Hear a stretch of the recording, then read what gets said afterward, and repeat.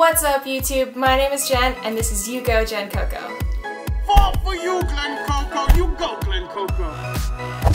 Hey everyone, and welcome back to another week of You Go Jen Coco, my YouTube channel where I share my tips and tricks on health and fitness. If you're new here, please go ahead and subscribe to my channel. I'd really appreciate it, and if you like this video, be sure to thumbs it up at the end.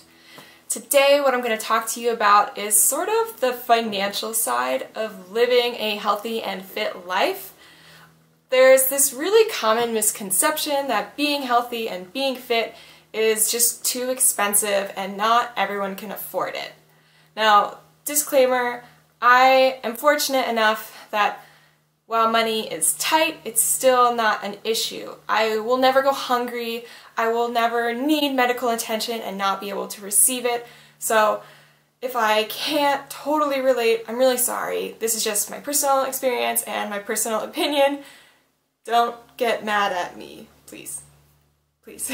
I don't know why or when being healthy and being fit became so friggin' expensive, but it really discourages a lot of people from pursuing that lifestyle.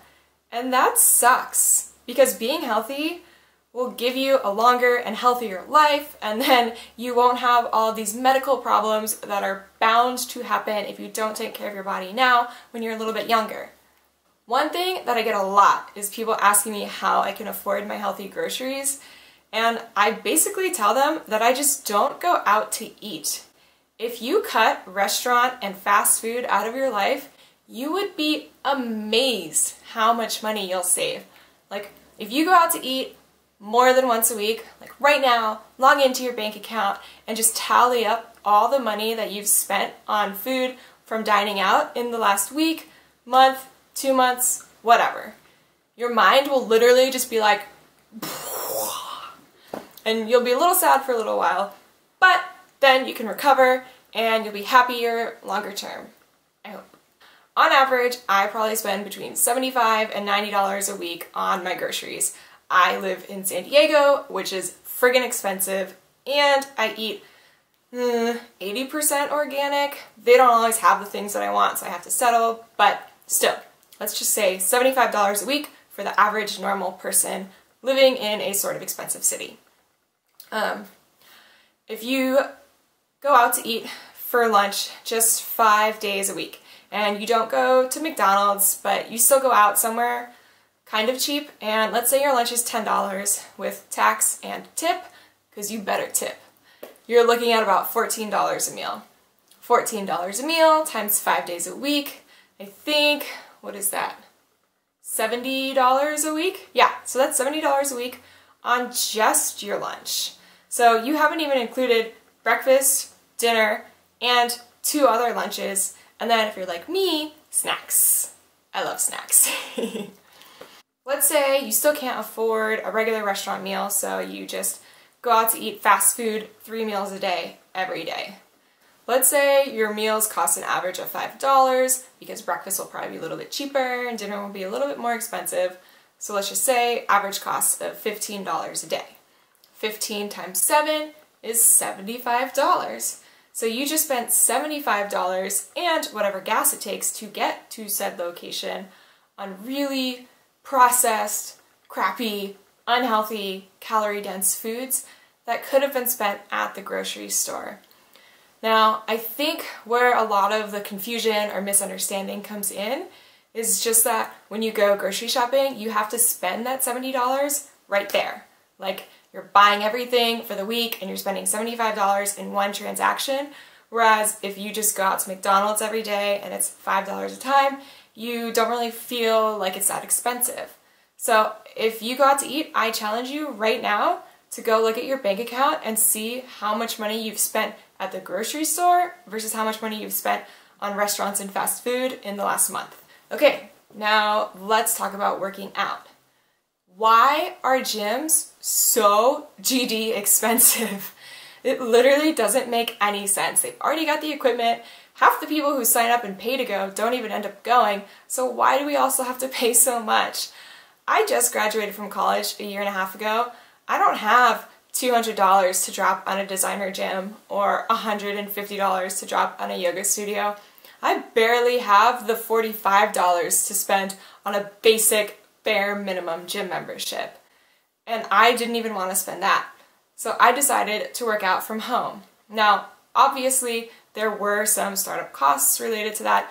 I needed a yoga mat, I needed some free weights, but that was it, actually. All I needed was a yoga mat and free weights. And if you have a carpet, you don't need a yoga mat, but I just prefer the feel of it. And you also don't need the free weights. You can make your own at home. If you have some like milk cartons, you can just fill them up with sand or water or cement if you want something really heavy. There's ways around it, you know? And then there's also thrift stores. I bought all of my exercise equipment from thrift stores.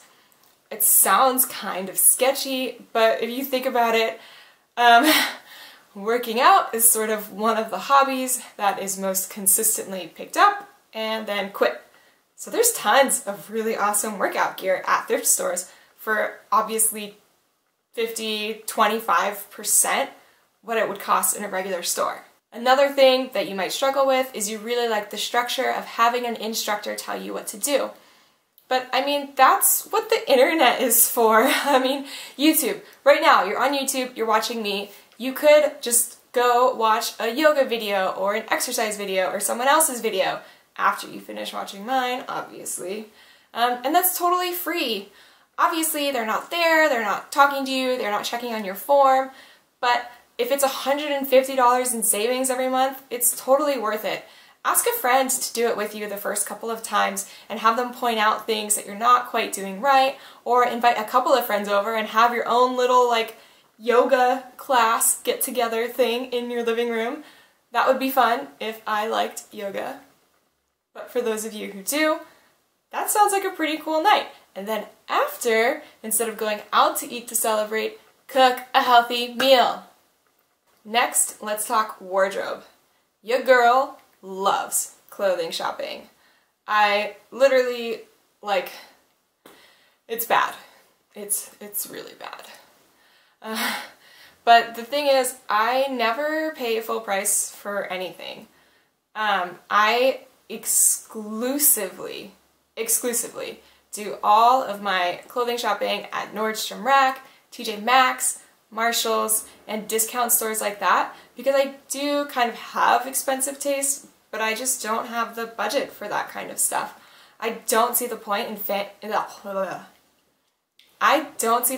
in paying full price for anything, especially because a lot of my job right now has been sourcing and seeking out manufacturers and learning the margins that people make off of things such as clothing and other apparel goods. It's like insulting, and it's actually, I'm like getting sad thinking about it right now. So, okay. If you want my advice, don't ever pay full price. And there have been multiple times when I've been in one of those stores and I've bought something and then gone to the original version, you know, like gone to Macy's or something, like months later, and that same item that I bought on sale at TJ Maxx is on sale for full price at Macy's for like double what I paid for it. It's like, I can't. Another tips for saving money on clothes, if you're like me and really love online shopping, still, again, don't ever pay full price. There's always a sale, there's always a promotion, there's always a discount going on. I never check out without checking on Retail Me Not or just Googling, you know, like Target gift card or Forever 21 discount code. I never check out without checking those out as well. And then there are also apps like plugins right into your computer, like honey.com will search the internet and then tell you directly if there's a promotion going on right now. If you're shopping from a small company, which this is coming from someone who works at a small company, email them. Just message them and say, hey, I'm a first-time customer. Do you have any special promotions going on? I have never once been shut down. They have always sent me at least a 10 or 15% off coupon code just for asking, which I mean, if you're buying like $50 worth of stuff, $5 doesn't seem like all that much, but it adds up over the course of the year. So always ask. There's no bad part about asking.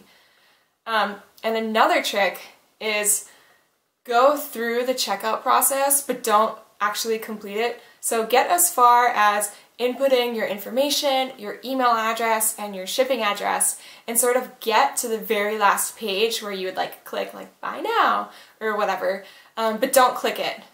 Leave your deserted cart. That website is going to save your information, and then they're going to email you to follow up with you, and 10 out of 10 times, no, 9 out of 10 times, they're going to send you an email days or weeks later with a discount code. I did this when I wanted to do BBG. I really wanted to do the app, so I did the 7-day free trial, but I didn't want to pay, but I didn't want to pay $20 a month. That was just still too expensive for me. So I went through the sign-up process, but then I unsubscribed, and lo and behold, 3 weeks later, I got a discount for 30% off the service. And that's it. I hope you guys liked this video. If you did, give me a thumbs up, subscribe to my channel somewhere around here, and drop me a comment on what you want to see in the next one. Bye!